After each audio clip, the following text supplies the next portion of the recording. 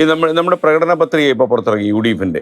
അപ്പോൾ ആ പ്രകടന പത്രികയിൽ ഒരുപാട് സൗജന്യങ്ങൾ പറഞ്ഞിട്ടുണ്ട്. ഇപ്പം ക്ഷേമ പെൻഷൻ 3000 രൂപയാക്കും, അതുപോലെ കോളേജ് വിദ്യാർത്ഥിക്ക് ഒരു 1000 രൂപ പോക്കറ്റ് ഇട്ട് കൊടുക്കും, ഉമ്മൻചാണ്ടിയുടെ പേരിൽ ഒരു കുടുംബാരോഗ്യ പദ്ധതി 25 ലക്ഷം രൂപ കൊടുക്കും. അപ്പോൾ അതേസമയം നമ്മുടെ പ്രധാനമന്ത്രി ഇടയ്ക്ക് ഒരു ദിവസം പറയുന്നുണ്ടായിരുന്നു, ഇതുപോലുള്ള ആനുകൂല്യങ്ങൾ വാരിക്കോരിക്ക് സൗജന്യങ്ങൾ കൊടുക്കാൻ ശ്രമിച്ചാൽ ഇന്ത്യ ശ്രീലങ്ക പോലെയാകും എന്ന് അദ്ദേഹം പറഞ്ഞു.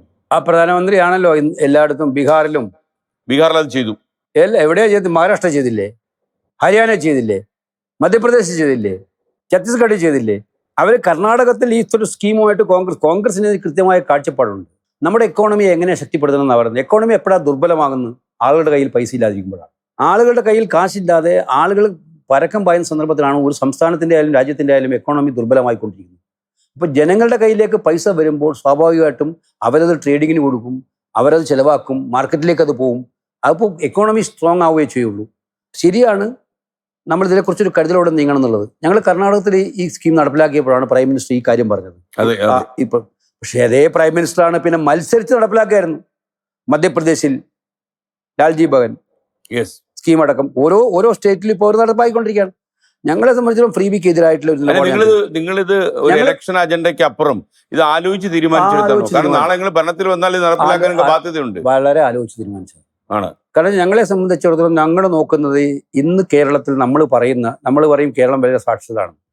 നമ്മൾ കേരളത്തിൽ ആവശ്യമായിട്ട് സ്ത്രീകൾക്ക് ശാക്തീകരണം നൽകി കൊടുക്കുന്നില്ല എന്നുള്ള അഭിപ്രായക്കാരനാണ് നമ്മളെല്ലാം.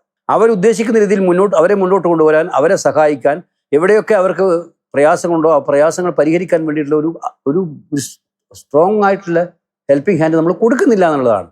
അപ്പോൾ ഈ ഫോക്കസ്, ഞങ്ങൾ ഇപ്രാവശ്യം കൊടുത്തിരുന്ന ഫോക്കസ് സ്ത്രീകളെ മുന്നോട്ട് കൊണ്ടുവരാം. അത് അവർക്ക് ഫ്രീ ബി കൊടുക്കുന്നത് മാത്രമല്ല, അവരുടെ സ്റ്റാറ്റസിൽ തന്നെ വലിയ മാറ്റങ്ങൾ ഉണ്ടാക്കുന്ന രീതിയിൽ അവർക്ക് ശക്തമായ പിന്തുണ കൊടുക്കുക എന്നുള്ളതാണ്.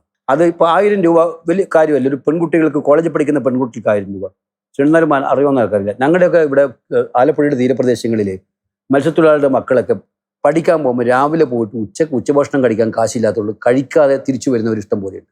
ഒരു നല്ല ഉടുപ്പ് കുട്ടിക്ക് കൊടുക്കാൻ, കോളേജിൽ പോകുമ്പോൾ കൊടുക്കാൻ, കോളേജിലൊക്കെ പഠിക്കുന്ന കുട്ടിയെ കൊടുക്കാൻ പറ്റാത്തവരുണ്ട്.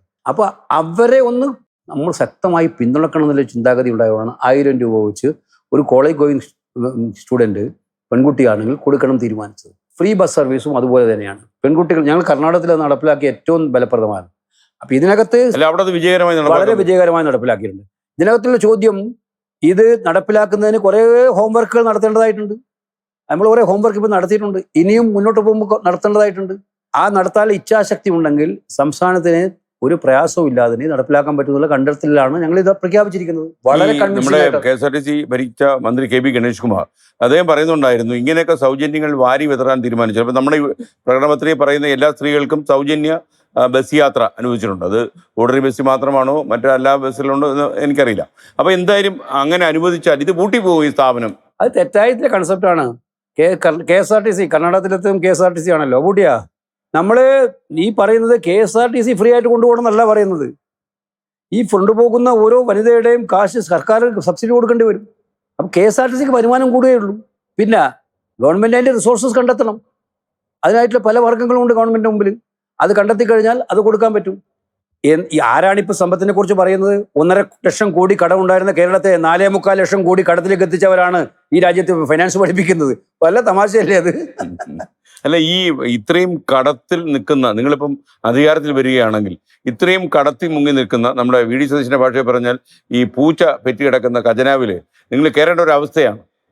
അപ്പോൾ അങ്ങനെ കയറുമ്പോൾ ഇതിനെ കടന്നു പോകാനുള്ള ഞങ്ങളെ മുമ്പിൽ അതിനകത്ത് വരുമാന സ്രോതസ്സുകൾ, ഇതുവരെ ടാപ്പ് ചെയ്യാത്ത വരുമാന സ്രോതസ്സുകൾ, അതിനുള്ള മാർഗങ്ങളുണ്ട്. നമ്മൾ കണ്ടെത്തിയിട്ടുണ്ട്, ഐഡന്റിഫൈ ചെയ്തിട്ടുണ്ട്.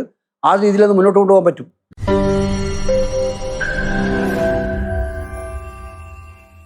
ലോകത്തെവിടെയായാലും ഏത് സമയത്തും 24 വാർത്തകളും ഓഗ്മെന്റഡ് റിയാലിറ്റി പാക്കേജുകളും എക്സ്പ്ലെയിനറുകളും വിശദമായി കാണാൻ ഞങ്ങളുടെ YouTube ചാനൽ നിങ്ങൾക്ക് സബ്സ്ക്രൈബ് ചെയ്യാം.